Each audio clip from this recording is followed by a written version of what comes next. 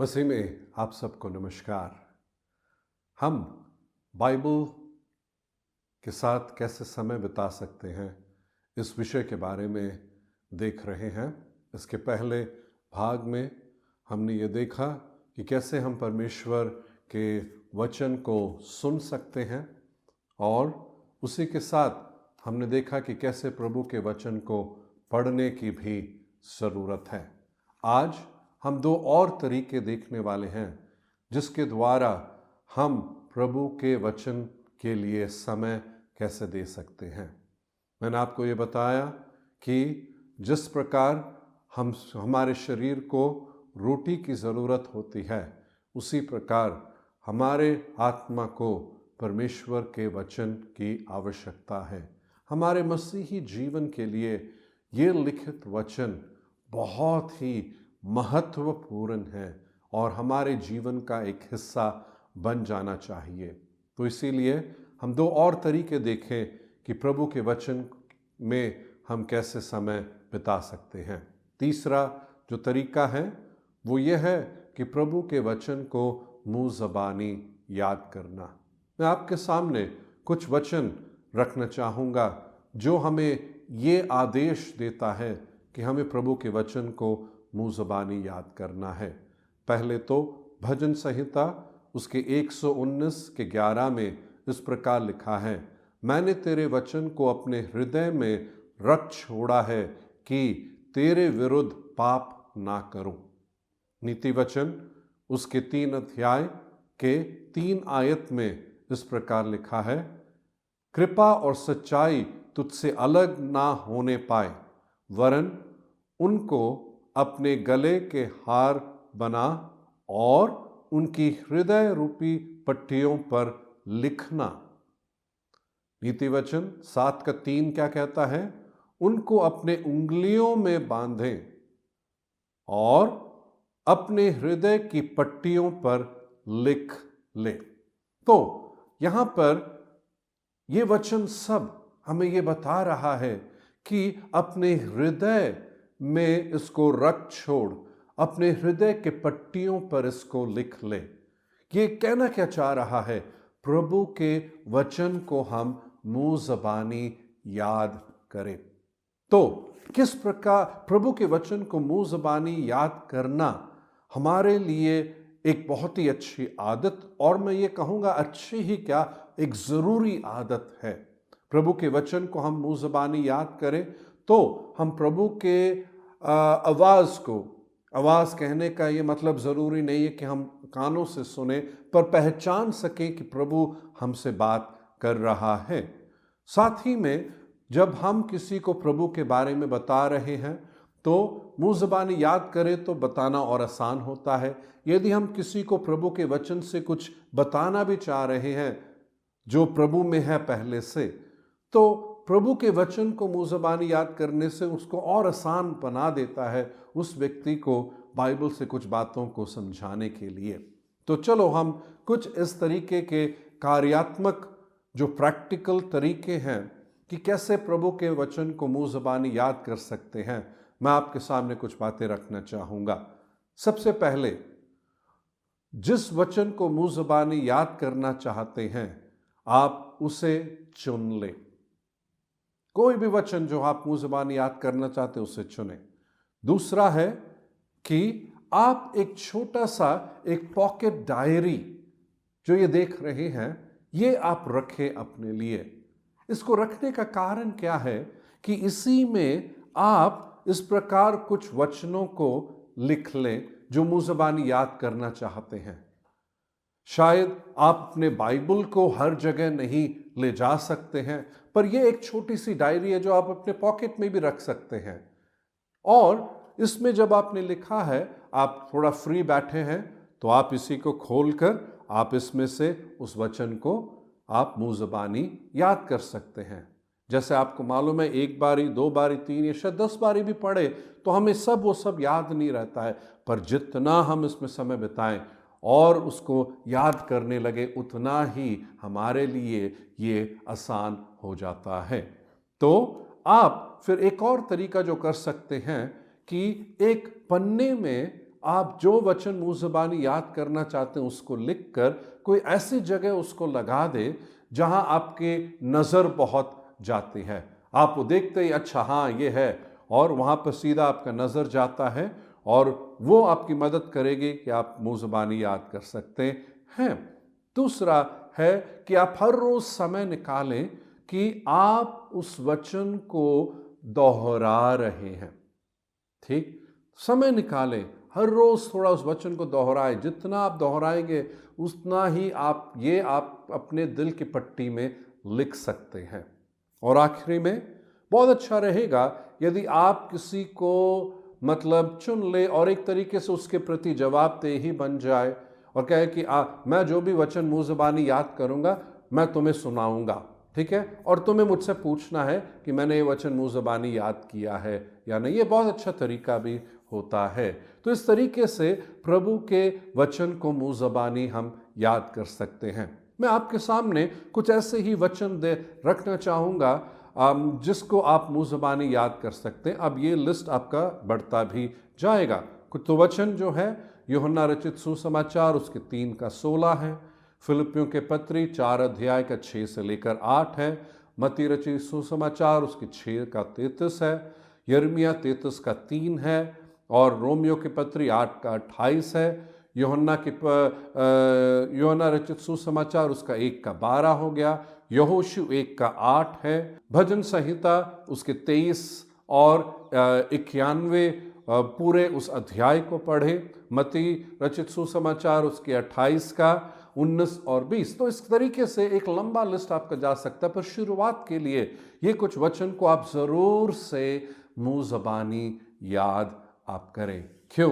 क्योंकि प्रभु का वचन कह रहा है कि हमें इसे अपने दिल की पट्टी में लिखना है। तो ये हमारे जीवन के लिए बहुत बहुत बहुत लाभदायक रहेगा। तो इस तरीके से हम चौथे तरीके को देखेंगे कि कैसे हम प्रभु के वचन बाइबल के लिए हम समय बिता सकते हैं। हम प्रभु के वचन पर मनन करें या ध्यान लगाएं करके एक और शब्द का इस्तेमाल किया जाता है। वचन जो आपके ध्यान में लाना चाहता हूं वो पुराने नियम में यहोशू उसके 1 अध्याय के 8 आयत में है, जो इस प्रकार कहता है, व्यवस्था की यह पुस्तक तेरे चित्त से कभी ना उतरने पाए, इसी में दिन रात ध्यान दिए रहना, इसीलिए कि जो कुछ इसमें लिखा है उसके अनुसार करने की तू चौकसी करे, क्योंकि ऐसा ही करने से तेरे सब काम सफल होंगे और तू प्रभावशाली होगा। हम यहां पर देखते हैं कि परमेश्वर अपने वचन में साफ साफ ये यहोशू को बताता है, और वो बताता है कि दिन रात ध्यान करना, प्रभु के वचन पर ध्यान करना है। हमने वचन को सुनना, वचन को पढ़ना, वचन को मुंह ज़बानी याद करना हमने देखा। अब ये ध्यान लगाना या मनन करना, ये होता क्या है? मैं आपके सामने एक ऐसी परिभाषा जो बिल्कुल सिंपल साधारण है, समझने के लिए आसान है, मैं आपको बताना चाहूंगा। बाइबल का मनन करना, पवित्र शास्त्र के शब्दों पर ग्रहणशील हृदय से विचार करना और उन शब्दों के माध्यम से पवित्र आत्मा को अपने जीवन में काम करने का भरोसा रखना। मैं दोबारा दोहराना चाहूंगा, बाइबल का मनन करना, पवित्र शास्त्र के शब्दों पर ग्रहणशील हृदय से विचार करना है, उन शब्दों के माध्यम से पवित्र आत्मा को अपने जीवन में काम करने के लिए भरोसा रखना।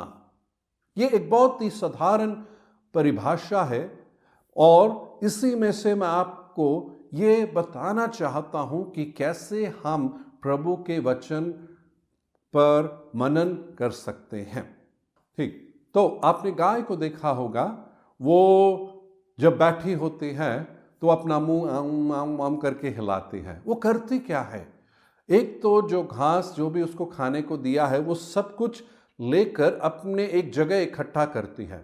इकट्ठा करने के बाद वो थोड़ा थोड़ा लेकर अपने मुंह में उसको अच्छे से चबाती है, चबाती है, चबाती है, और फिर उसको निगल कर फिर उसके पेट में वो जाता है। अब मनन करना भी कुछ ऐसा ही है करके आप समझ लो। मैं उसको बताना चाहूंगा। जैसे हमने ये परिभाषा देखा था जहां पर यह लिखा है कि बाइबल पर मनन करना, पवित्र शास्त्र मतलब बाइबल के शब्दों पर विचार करना। ठीक, बाइबल के शब्दों पर विचार करना। आपने सोचो, बाइबल में से कोई भी अध्याय या आयतों को आपने पढ़ा, ठीक है, आपने पढ़ लिया। पढ़ने के बाद फिर आप उसी के बाद आप उन्हीं वचनों को लेकर आप थोड़ी देर मनन कर सकते हैं। अच्छा, वो वचन क्या कह रहा है, किसको वो कहा गया है, क्यों वो कहा गया है, क्या है वो परिस्थिति जिसमें कहा गया है, क्या इसका मेरे से क्या लेना देना है।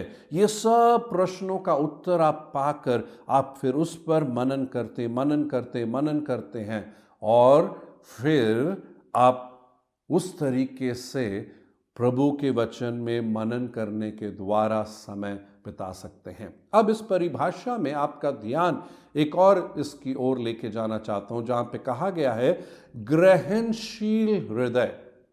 हम जब प्रभु के वचन पर मनन करते हैं, याद ये रखें, बाइबल को मैं अपने लिए पढ़ूं, ठीक है, कि इसका मेरे जीवन से लेना देना। इस वचन को मैं दूसरों के लिए मैं पढ़ने वाला ना रहूं, और कहने के मतलब जब पढ़ रहा हूं तो मेरे मन में ये विचार नहीं उनके लिए ये वचन है, नहीं, ये वचन का मेरे से क्या लेना देना। तो मेरा एक ऐसा हृदय होना चाहिए जो ग्रहण योग्य, ग्रहणशील है, जो प्रभु के उस वचन को चाहे वो मुझे अच्छा लगे या ना अच्छा लगे, या वो मुश्किल हो या आसान हो, मैं जो बाइबल कहते हैं उसको ग्रहण कर कर उसके मुताबिक चलने के लिए तैयार।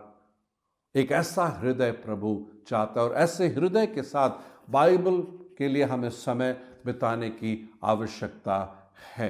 तो यहां पर हमने देखा कि बाइबल के शब्दों पर विचार करना, दूसरा हमने देखा ग्रहणशील हृदय के साथ हमने इस वचन पर मनन करना है, और फिर ये यहां पे लिखा है कि उन शब्दों के माध्यम से पवित्र आत्मा को अपने जीवन में कार्य करने का भरोसा रखना, कि इन्हीं वचनों के द्वारा ये मेरे अंदर भरोसा रहे कि पवित्र आत्मा इन वचनों के द्वारा मेरे जीवन में कार्य करेगा, मेरे जीवन में बदलाव लेकर आएगा, मेरे स्वभाव में बदलाव लेकर आएगा, मेरे सोच में वो बदलाव लेकर आएगा, मेरे नजरिए में वो बदलाव लेकर आएगा।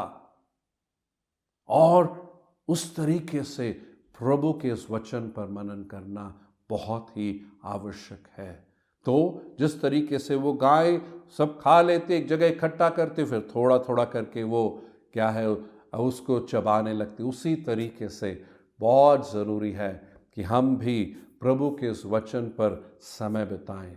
याद रखें, इस वचन को हमें अपने लिए पढ़ना है, वचन के द्वारा मेरे जीवन में वो बदलाव आने की आवश्यकता है। तो आज हमने देखा कि प्रभु के वचन को मुँह ज़बानी याद करना और प्रभु के वचन पर मनन कैसे करना है। परमेश्वर ने यहोशू को क्या कहा कि व्यवस्था की यह पुस्तक तेरे चित्त से कभी ना उतरने पाए, इसी में दिन रात ध्यान दिए रहना, इसीलिए कि जो कुछ उसमें लिखा है उसके अनुसार करने की चौकसी करें, क्योंकि ऐसा ही करने से तेरे सब काम सफल होंगे और तू प्रभावशाली होगा। मनन करें, इसके अनुसार चले, तो ये वायदा प्रभु हमें भी देता है। सब कामों में सफल होंगे और प्रभावशाली होंगे। प्रभु इसी के द्वारा आपको आशीष दे। और हम प्रार्थना करेंगे, परमेश्वर एक और बार आपके लिखित वचन बाइबल के लिए धन्यवाद देते हैं, जो आप परमेश्वर का वचन है। मदद कर प्रभु, हम आपके वचन को मुँह ज़बानी याद करने के लिए समय निकालें। साथ ही में परमेश्वर आपके वचन को सिर्फ पढ़कर ही ना रह जाए, पर उस पर मनन करने वाले भी रह सके। जो भी इसको सुन रहा है, पवित्र आत्मा आप उनकी मदद करना, और परमेश्वर ऐसे ही आप में और बढ़ते जाए। यीशु के नाम में मैं मांगता हूँ, आमीन। प्रभु आपको आशीष दे। शालोम।